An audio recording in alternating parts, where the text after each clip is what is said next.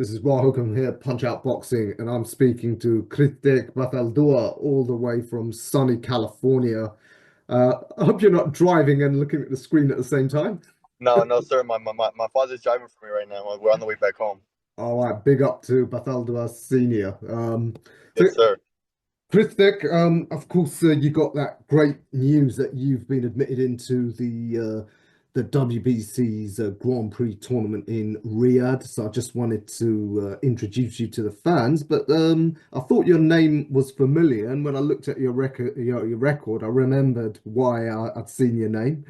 You in your third pro fight appeared on a matchroom card in Sir. Inglewood. Hmm. Um, so that jogged my memory. So yeah, like I guess like most prospects, been building up your record. But we just start with like your amateur career. I looked at that, quite the pedigree there. Yes, sir. So as an amateur, I started off at around 10, 11 years old. My first few years, it didn't go that well for me. I was actually thought about quitting for a bit, but little by little, I started progressing. And then at the end of my amateur career, I started winning a lot. I racked up some national tournaments, and I just grew from it. And like it just motivated me to become a better boxer, a better person. And just I just grew from as an amateur, and then it transitioned well to me as a pro. Yeah, fantastic. You looks like you turned pro quite young. You're still a teenager. Yes, sir. Back in Uh, 2023. at 18 years old, I was blessed to be able to sign with Matchroom as a prospect, and God willingly, everything's been going great since. Hmm. Yeah, I noticed a couple of your fights you've crossed over into Mexico to get fights. Yes, sir. Is that just because what you can't find appropriate opponents at this point? No, I've done all my fights with Matchroom, and they've just moved me to they wanted me to expand myself into a Mexican Stars too. So as a Mhm. Mexican American, they wanted me to have some fights in my home roots. All right, yeah, makes absolute sense. Yes, sir. Um, so yeah, you're from Los Angeles, Los obviously, Angeles, a California. real.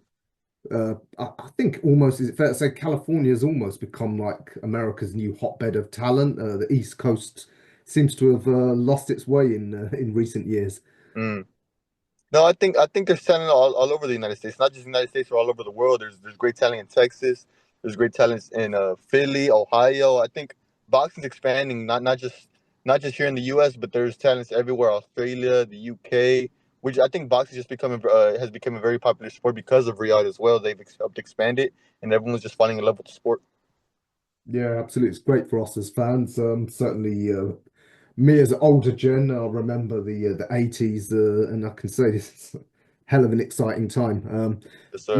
None more so for youngsters like yourself with these opportunities. So tell us, how did it come about that you got entered into the Grand Prix tournament? So, first of all, I was after my fight in August 31st. I was gonna be entering the ring again on January 25th. Another fight with Matchroom in Las Vegas, but then I had a ruptured eardrum, and after that, like they were gonna postpone me until May. So that was the next card they had available for me. So Eddie and the team told me they wanted me to stay ready, have a tune-up fight in March out here in LA, and get a tune-up fight and then get ready for May.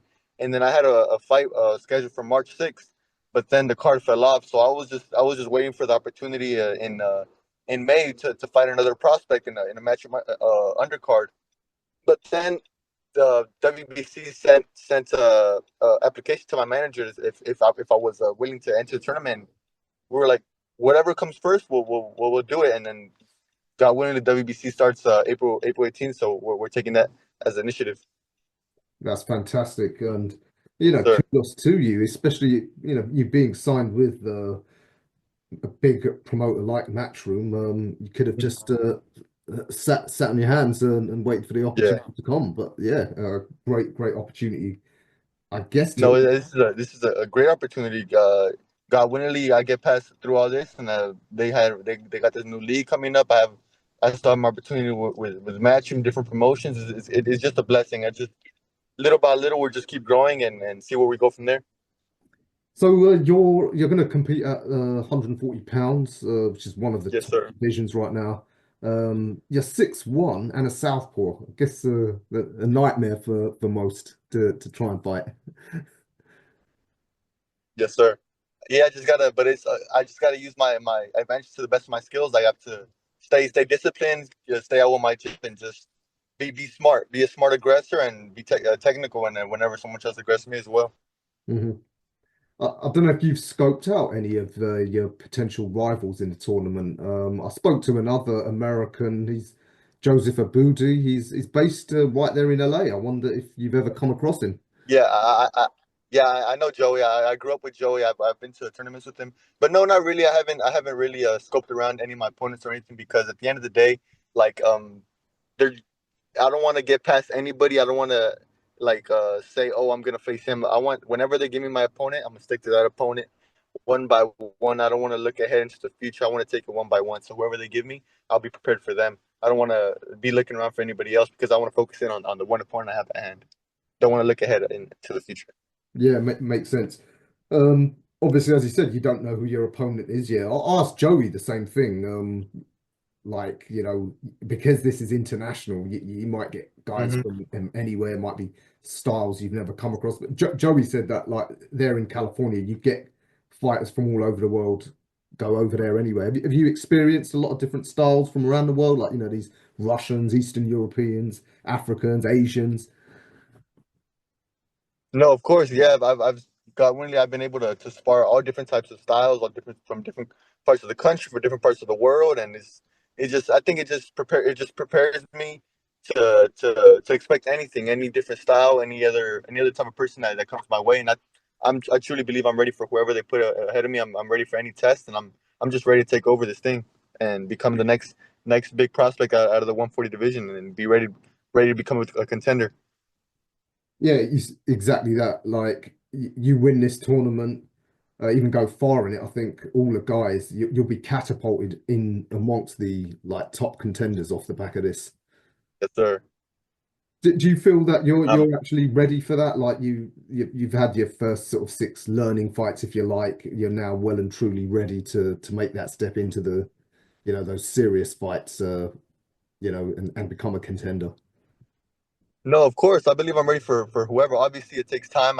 These 5 fights are going to be great for me.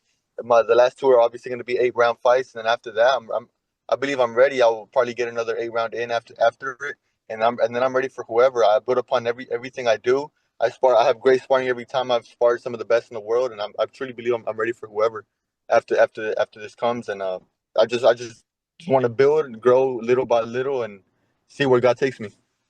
Well, that's fantastic. Can you reveal any of the names of the top guys that you've done some sparring with? I've sparred with Virgil Ortiz Jr. I recently just yesterday sparred Lindolfo Delgado.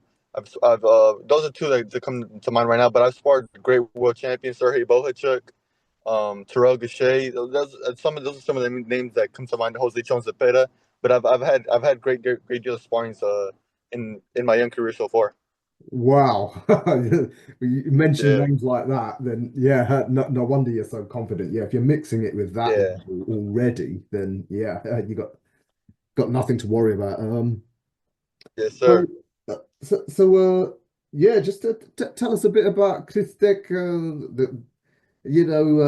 away from boxing. If do you have much of interest out of boxing? Are you a full-time pro? Do you have a side job? What else do you like doing?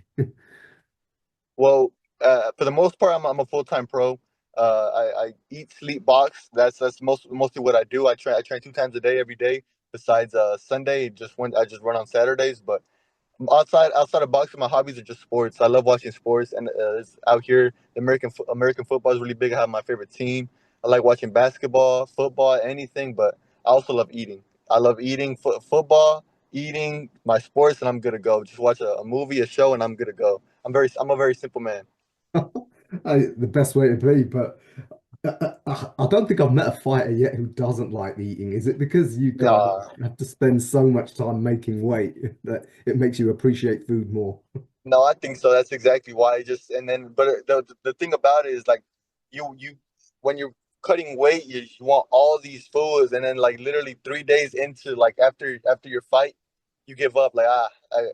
Like your taste buds don't want all that anymore because you fill up so much that at the point I think the best time food tastes good is after a hard training session. You sweat real good, and then you eat a good meal. That's the best. that's the best feeling because you know you earned it. Yeah, Many a fighter we see him post fight. Yeah, they get in the burgers, the fries, No, of course, everything. chicken, whatever they like. Yeah. Yeah. Um, yeah, you mentioned that you've got obviously Mexican ancestry. Just wonder, would you like to have like a major fight in Mexico one day? You know, some of my best childhood memories are Chavez in, like the mighty Azteca. You've seen Canelo fight back in Guadalajara. Mhm. Would you like to do something like that one day? No, of course. I'd love to fill out the biggest stadium out there in Mexico right now is called Estadio Azteca. It's in the city of in the Mexico City, the capital. Mhm. I'd love to fight there. I'd love to fill out arenas in Mexico. Just build myself right now, and then in the near future, I would love to do all that. I'd love to fight in Mexico. That'd be a dream come true. That'd be something I've dreamed since I was little. It'd be amazing. Yeah, absolutely. I'm dreaming of going to a big fight night there myself one day. So hopefully you No, can of make it course. happen. Whenever I'm a main event, you're for sure invited. I got you. Nice one. Yeah, it could be the perfect time as well. If you How do you assess the 140 division? I see like in the next year or so, a lot of the big names sort of moving on up to Mhm. 147. Could be a perfect time for, you youngsters to come in and sort of fill the void, create like a new dynasty, if you like. Mhm. Yeah, I feel like there's a bunch of prospects that are looking to take over, not just my weight class and all different weight classes, but yeah, I'll also continue to grow little by little. I don't know how long I'll be at 140, but I do want to collect some belts at 140, and like how you said, not just the prospects and contenders that right now that will be moving up. I want to do the same thing, grow myself from there, get some belts at 40, 47, 54, 60. 68, make my name for myself in each weight class and go down as one of the greats. Yeah, I'm thinking of following that De La Hoya route. Hey, yeah, you've got the height for it. Yeah, exactly. You've obviously got the Manny Pacquiao, all the greats. Yeah, absolutely. Uh, Other than those ambitions, tell me your one particular like dream you've got in the sport. Well, I grew up in a rough neighborhood in South Central LA, so I want to give all these kids a dream to look for is to have something to work for. So I'd love to start a foundation and put different schools around my neighborhood, not just my neighborhood, but all over the country, little by little, as I start expanding and give every little kid a chance that doesn't have it all that dream that they could accomplish anything they want. Put boxing gyms all over the world as well, and just expand the sport. I want boxing to become bigger than what it is right now. Wow, that is beautiful. We don't often hear such profound things from someone so young. That's Yeah. amazing. So, yeah, it's just just under a month before you fly out to Riyadh. Yes, sir. Just about under a month, and we're out there in Riyadh. Have they given you a specific date to get out there yet? Because I think you and Joey have probably got the furthest to fly coming from the West Coast. Yeah, I think we are the furthest, but they haven't given us an exact date. Hopefully, they give us a little bit of time to accustom to the time change and everything because it is going to be a pretty long flight. Yeah, I mean, obviously the guys coming from Europe and Asia, they're just well, 3 or 4 hours away. But Exactly. I think for us it's gonna be about 8 9 hours. yeah, that's a long flight. I hope Turkey gives you a business class flight, so he's got plenty of money. Yeah, hopefully. All right, Criztec, been a pleasure. Thanks for a bit of your time, especially post No, training. of course. Thank you. Deep in training. Is there anything you want to add? Tell the fans.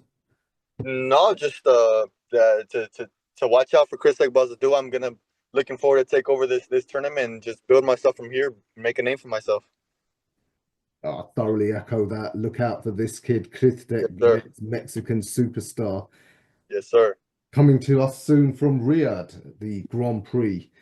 Criztec, thank you so much for your time, and thanks to Senior Bazaldua, Yes, sir. driving safely. Thanks, Dad. Keep him safe, and Yes, sir. we will speak to you again soon, maybe after the tournament. Of course. Yes, sir. Looking forward to it.